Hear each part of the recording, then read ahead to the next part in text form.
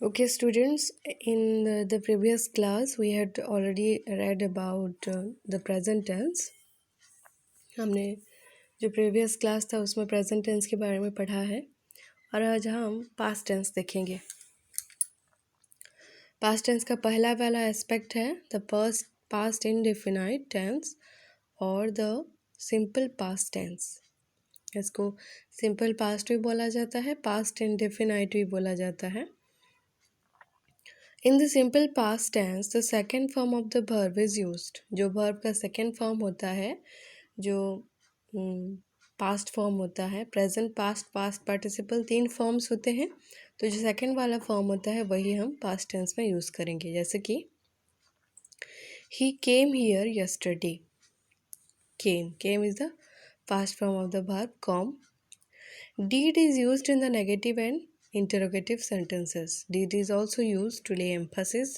Only the first form of the verb is used with did.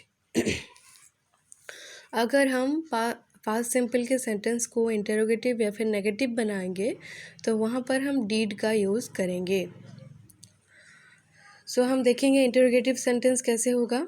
did plus subject plus first form of the verb. जब हम sentence में did use कर रहे हैं, verb का first form हो जाएगा। जैसे कि did you show me your homework. So यहाँ पर सो ही होगा, सोड नहीं होगा, क्योंकि डिड ही पास्ट फॉर्म में यूज़ हुआ है। नेगेटिव सेंटेंस में होगा I did not apply for leave. Did not apply for leave. Then third use है टू ले एम्फासिस। डिड हम कहाँ पर यूज़ करते हैं, एम्फासिस देने के लिए। किसी चीज़ को अगर इम्पोर्टेंस दे के बोलना है तो वहाँ पर भी हम डिड यूज़ करेंगे।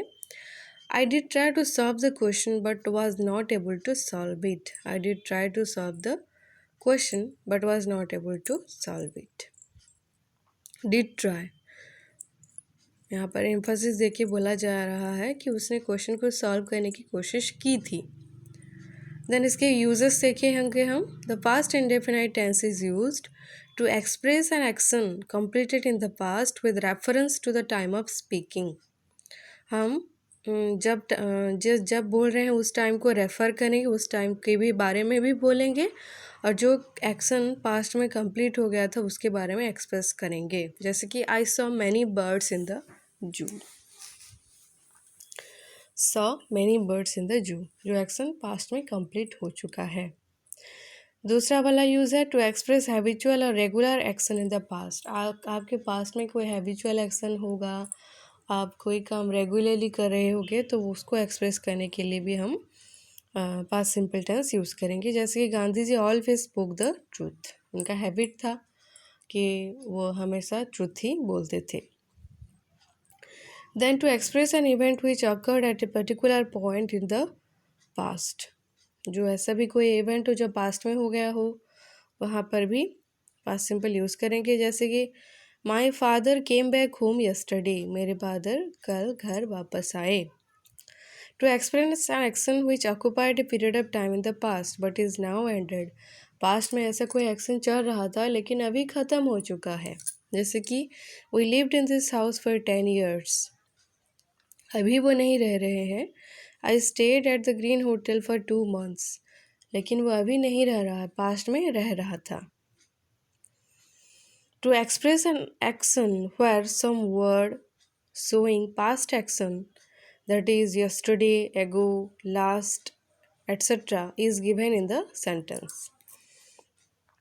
ऐसा कोई भी सेंटेंस जहाँ पर ये सारे वर्ड्स यूज़ हुए होंगे वहाँ पर भी हम पास्ट सिंपल यूज़ करेंगे। I received your message yesterday. I passed the SSC examination last year. देखो यहाँ पर करेक्ट और इनकरेक्ट यूज़ दिया गया है पास्ट इंडेफिनाइट का। He has passed the secondary school examination in 1978। He passed the secondary school examination in 1978। ये incorrect है, ही हैज़ पास्ट हम नहीं करेंगे, ही पास्ट होगा। Then they have left in for Agra yesterday. They left for Agra yesterday. देखो यहाँ पर यस्टरडे यूज़ हुआ है तो आपको पास्ट इंडेफिनाइट ही यूज़ करना है, वहाँ पर हैज़ हैव यूज़ नहीं होगा। She has written a letter to her father last evening, ये लास्ट इवनिंग वाला एक्सप्रेशन भी हम पास्ट इंडेफिनाइट में यूज़ करते हैं। She wrote a letter to her father last evening. Babar has founded the Mughal empire. Babar founded the Mughal empire.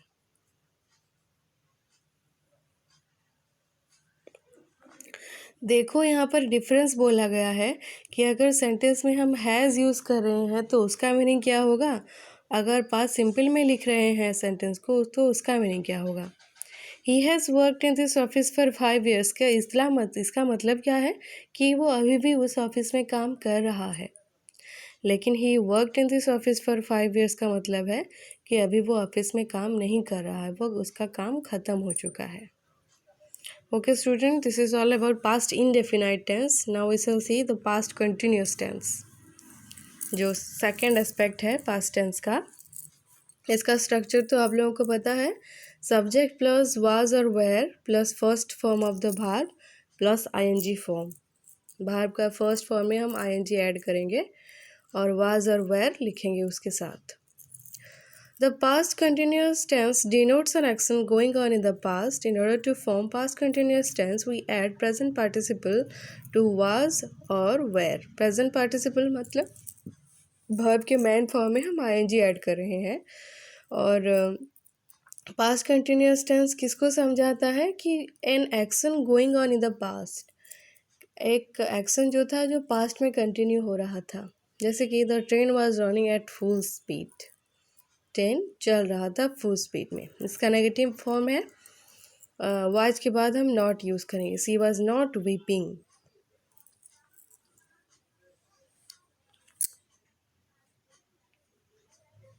इसके बाद देखेंगे हम इंटरोगेटिव फॉर्म इसका। Where the sheep grazing in the field, where the sheep grazing in the field. Uses of past continuous tense देखेंगे हम उसके बाद।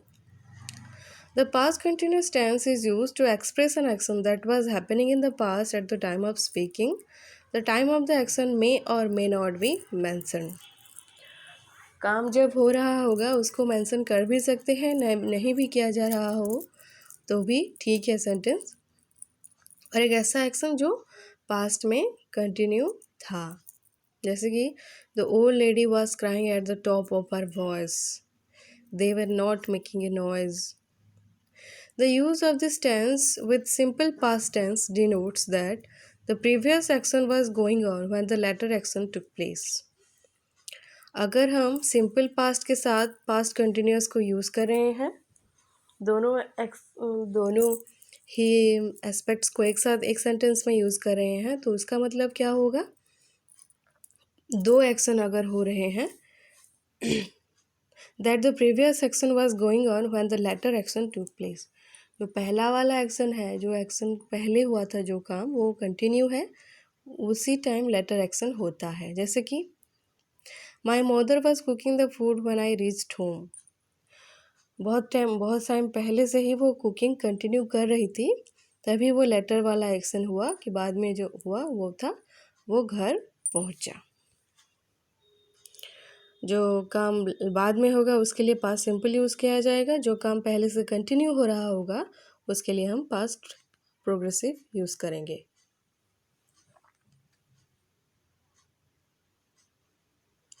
Okay, then the past perfect tense, subject plus had plus third form of the verb. Subject के साथ had use करेंगे और verb का third form. We often make mistakes while using the past perfect tense. We use had at random wherever we view past action in a sentence in our mother tongue. I had gone to Delhi yesterday. This sentence should be formed in simple past. I went to Delhi yesterday. यहाँ पर कोई गलती के बारे में बोला गया है कि हम हर वक्त पास्ट सिंपल सेंटेंस की जगह पास्ट परफेक्ट टेंस यूज़ कर लेते हैं, जो कि गलत है। In order to form the past perfect tense, we use had before the past participle form of the verb. तो past perfect tense बनाने के लिए हम क्या करते हैं कि had यूज़ करते हैं verb के पहले। इसका इंटरोगेटिव फॉर्म होगा had he left when you came, had he left when you came। Negative form होगा I had not seen you before, इसका यूजेस देखेंगे। The past perfect tense is use to express an action completed before another action to place. इस टेंस को use हम कहाँ करेंगे कि to express an action completed before another action to place. जो एक्शन कंप्लीट हो चुका होगा दूसरा एक्शन स्टार्ट होने से पहले। When he came to me, I had posted the letter. जो एक्शन कंप्लीट हो चुका था वो था posted the letter. It is also used to express an unfulfilled action in the past. जो एक्शन पास्ट में कंप्लीट ना हुआ होगा उसके लिए भी हम पास्ट परफेक्ट यूज़ कर सकते हैं। If she had worked hard, she would have passed. अगर उसने बहुत ज़्यादा कठिन परिश्रम किया होता तो वो पास हो गई होती। It is also use to express an unfulfilled wish in the past. अगर आपका कोई इच्छा पूरा नहीं हुआ तो उसे भी एक्सप्रेस करने के लिए पास्ट परफेक्ट यूज़ कर सकते हैं।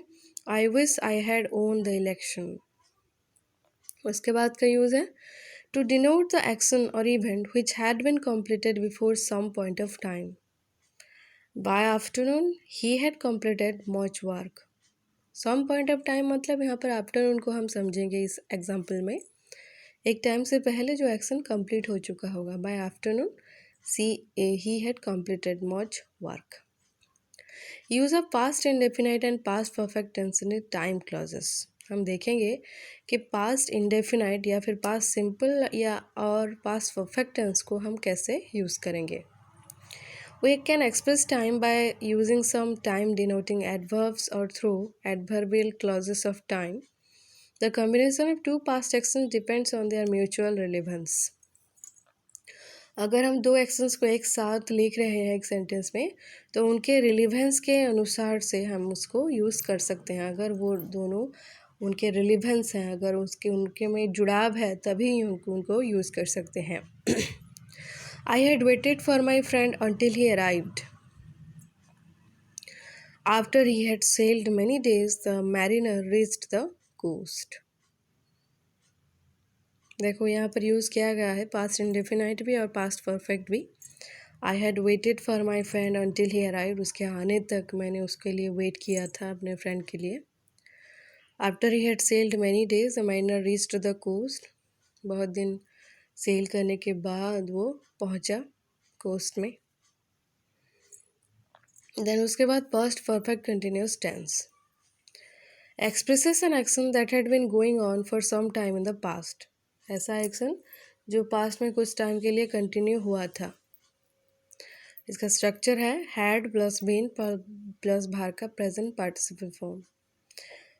भार में आईएनजी यूज़ करेंगे। Children had been playing since morning, had been playing. The past perfect continuous tense is also use to express an action that had been going on for some time before another action took place in the past. So past में अगर कोई action चलने से पहले अगर कोई काम continue हो रहा होगा तो वहाँ पर हम पास्ट परफेक्ट कंटिन्यूस यूज़ करेंगे। They had been playing chess for 2 hours when I joined them. वो चेस खेल रहे थे 2 घंटे से जब मैं उनको ज्वाइन किया। ये ज्वाइन करने का काम होने से पहले ये काम बहुत टाइम से 2 घंटे से चल रहा था।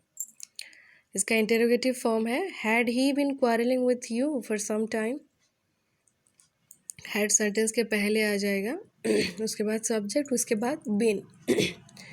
इन negative form not is you placed after had and before been. Before been हम यूज़ करेंगे नॉट को, और नॉट को हैड के बाद भी यूज़ करेंगे। They had not been working on this project for many years. Okay student, this is all about your past tense. Go through this video and understand the chapter, and I shall send you the notes in PDFs. If you are not able to understand anything, you can ask me by messaging me in WhatsApp. Okay, thank you.